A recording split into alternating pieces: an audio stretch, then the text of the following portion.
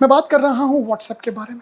WhatsApp की importance की अगर हम बात करें तो गुड मॉर्निंग से लेके गुड नाइट तक कहीं ना कहीं हमें सोशली इंटरेक्ट करने के लिए व्हाट्सएप पर रिलाई करना पड़ता है। व्हाट्सएप एक ऐसी ऐप है जो हमारी ज़िंदगी में वो हमारी नीड बन चुकी है।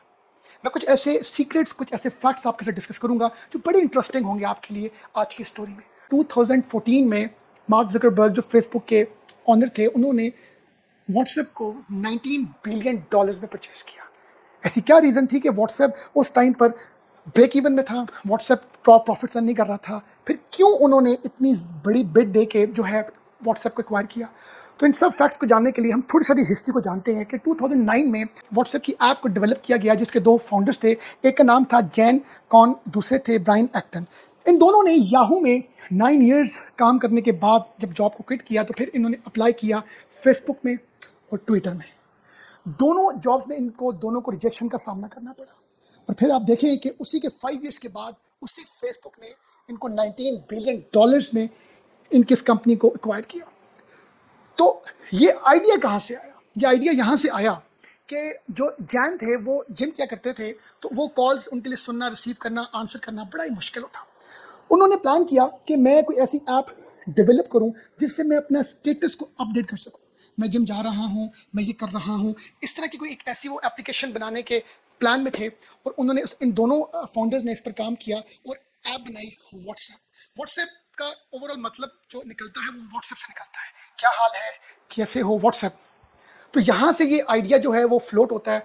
और 2009 में क्योंकि जो इंटरनेट था उसकी जो यूजेज थी या अवेलेबिलिटी थी वो काफ़ी हद तक जो है वो दुनिया में फैल चुकी थी, स्मार्टफोन्स का ट्रेंड आ चुका था, जिसकी वजह से व्हाट्सएप को पॉजिटिव फीडबैक मिलना शुरू हो गया। 2009 में जब व्हाट्सएप की ऐप बनी तो ये आईफोन के लिए डिज़ाइन की गई थी, मगर with in a year WhatsApp को इतना अच्छा पॉजिटिव रिस्पांस मिला कि व्हाट्सएप ने 2010 में जो है वो एंड्रॉयड फ़ोन्स के लिए अपनी ऐप को लॉन्च किया। और इसी एरा में कंपटीशन ना होने की वजह से व्हाट्सएप को बहुत ही पॉजिटिव फीडबैक मिला, क्योंकि उस टाइम पर जो मैसेजिंग थी वो इतनी कॉस्टली थी, कॉल्स इतनी कॉस्टली थी, इनकमिंग आउटगोइंग, जिसकी वजह से जो व्हाट्सएप की, क्योंकि जो मैसेजिंग थी वो ग्लोबल थी, फ्री ऑफ कॉस्ट थी, तो इनको बहुत ज़्यादा लोगों ने पसंद किया। उस टाइम पर इनका एक कॉम्पिटिटर था जिसका नाम था ब्लैकबेरी, बीबीएम मैसेंजर।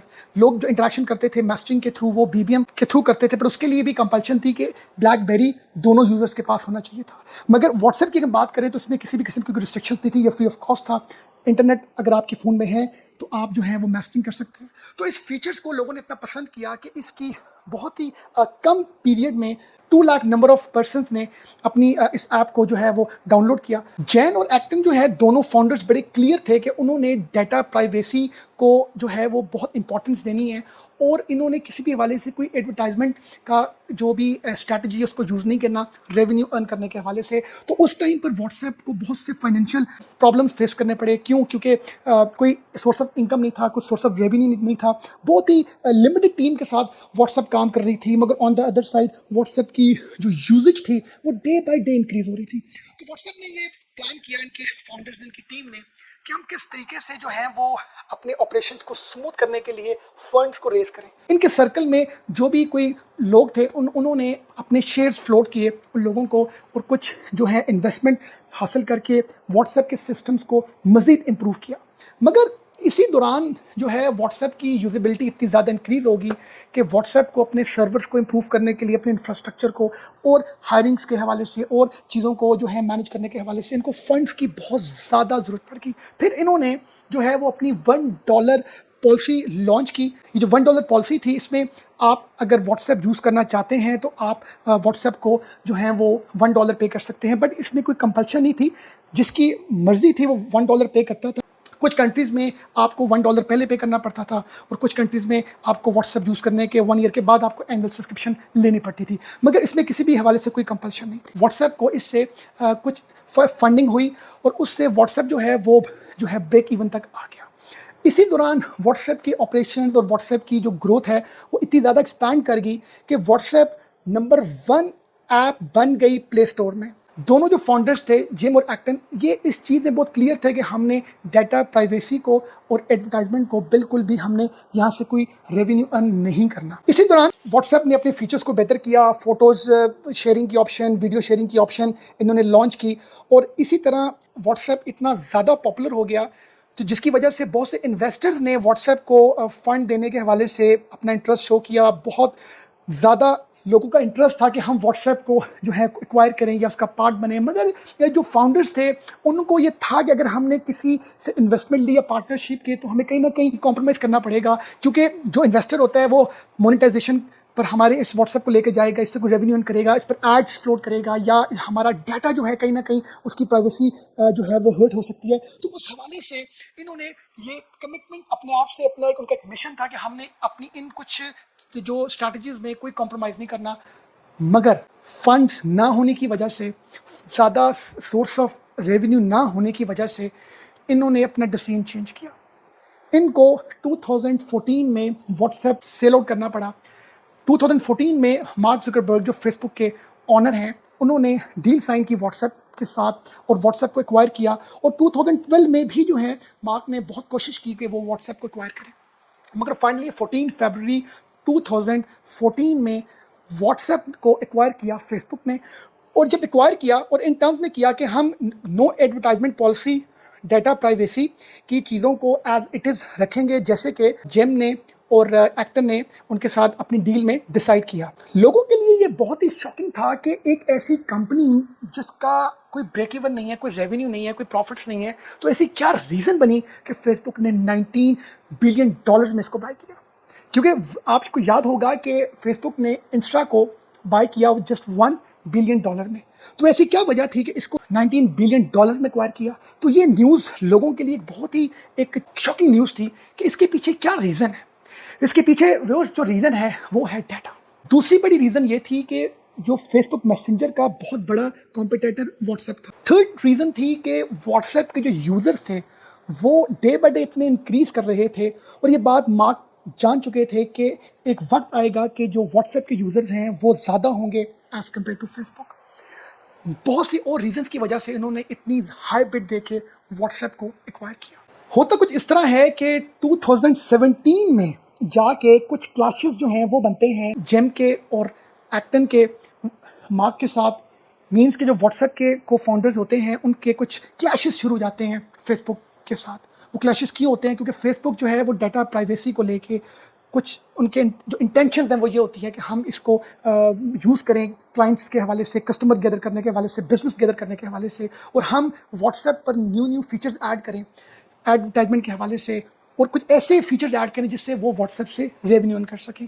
क्योंकि व्हाट्सएप के जो फाउंडर्स का ये एक क्लियर स्ट्रैटेजी थी कि हमने नो एडवर्टाइजमेंट और नो अदर फीचर, हमने सिर्फ इसको as a messenger app use करना है और हमने डाटा प्राइवेसी पर कोई कॉम्प्रोमाइज़ नहीं करना। तो इन क्लैशेस की वजह से 2017 में दोनों को फाउंडर्स को रिज़ाइन करना पड़ता है, और फाइनली 2018 में मार्क जो है फुली टेक ओवर करते हैं व्हाट्सएप को।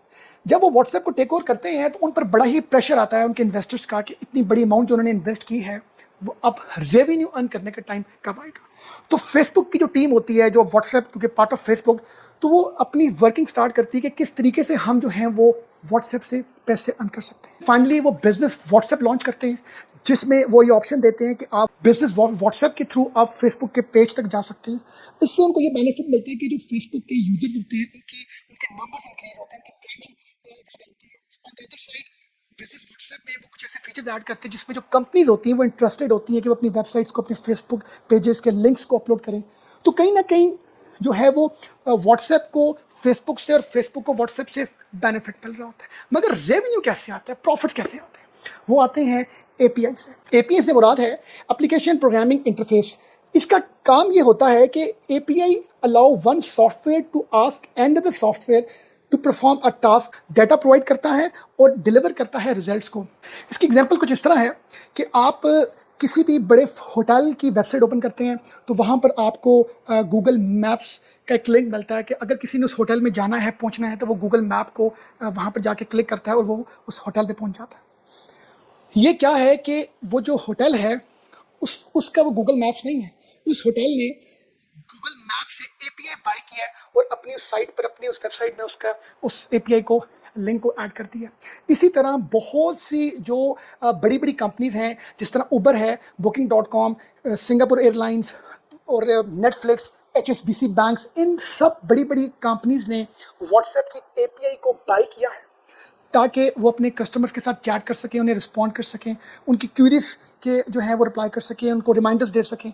अब आप जब भी कभी पहले वक्तों में बैंक को कॉल करते थे, अब वही आप बैठ के अपने मोबाइल व्हाट्सएप से बैंक के रिपोर्ट के साथ चैट करते हैं। अब वो जो व्हाट्सएप है उसने एपीआई अपनी सेल की है उस बैंक को।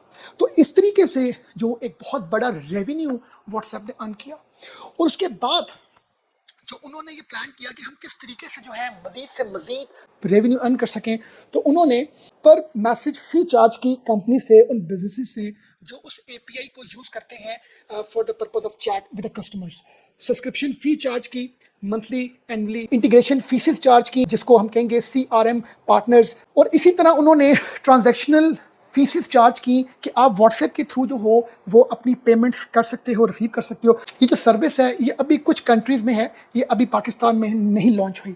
तो व्हाट्सएप इस तरह के बहुत से मीडियम्स को जो है वो लॉन्च कर चुका है जिससे वो पैसे अर्न करता है। अब आप सोचेंगे कि हम लोग तो व्हाट्सएप में जो चैट करते हैं उस पर किसी भी हवाले से कोई चार्जेस पे नहीं करते, हम उस पर मार्केटिंग करते हैं, उसमें अपनी वेबसाइट के लिंक्स लगाते हैं। मैं बात कर रहा हूँ ये वो कंपनीज हैं जो ये एपीआई बाय करती हैं या ये सब्सक्रिप्शन फीसेस पे करती हैं, जिनके कस्टमर्स क्लाइंट्स जो हैं वो मिलियंस में होते हैं, या जिनके जो कस्टमर का डाटा बेस है वो थाउजेंड्स लाख्स में है, मिलियंस में है, उनको इस एपीआई को बाय करना पड़ता है। और इसी तरह अगर मैं बात करूं 2023 की, तो व्हाट्सएप बिजनेस ने $382 मिलियन अर्न किए, जिसमें से 155 मिलियन जो है सिर्फ एशिया से और यूरोप से इन्होंने अर्न किए। इस तरह बहुत से और मीडियम्स पर व्हाट्सएप काम कर रहा है। ये भी सुनने को आ रहा है कि व्हाट्सएप जो है वो अपने जो हम स्टेटस को अपडेट करते हैं, अपलोड करते हैं, तो वहाँ पर भी एडवर्टाइजमेंट के आने के कुछ चांसेस हैं।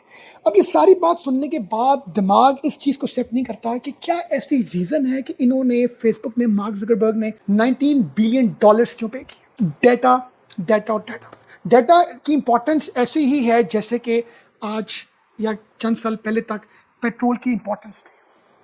पहले पेट्रोल एक बहुत बड़ा एक जो है वो एक एसेट समझा जाता था मुल्कों के लिए, और आज डाटा समझा जाता है एक बहुत बड़ा एसेट, और एक सबसे बड़ी मैं समझता हूँ कि इंपॉर्टेंस आज के एरा में डाटा की है।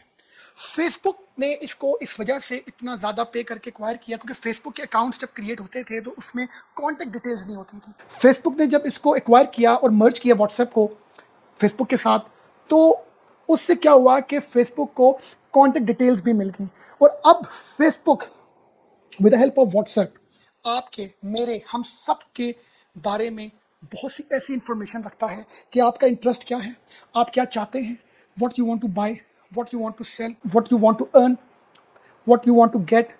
आपने जो करना है, जो आप चाहते हैं, ये सारी इंफॉर्मेशन व्हाट्सएप के पास है, और व्हाट्सएप इस सारी इंफॉर्मेशन के ऊपर लाई करते हुए उसको ये पता है कि उसने आपको क्या बेचना है, कितने का बेचना है, कब बेचना है और कैसे बेचना है। ये एक इतना बड़ा टूल है एडवर्टाइजमेंट का जिससे फेसबुक जो है वो अपने एडवर्टाइजर से एक अमाउंट चार्ज करता है और प्रोडक्ट्स उनकी सेल करता है, सिर्फ इस स्ट्रैटेजी की वजह से कि उसके पास हर तरह का आपके बारे में डाटा है। उसको पता है कि इस कस्टमर को, इस क्लाइंट को, इस पर्सन को, इस यूज़र को मैंने ये बाय करना है, ये मैंने इसको दिखाना है, ये मैंने शो करना है, क्योंकि ये लेगा, क्योंकि इसने इतनी बार अटेम्प्ट किया है उसको देखने के लिए।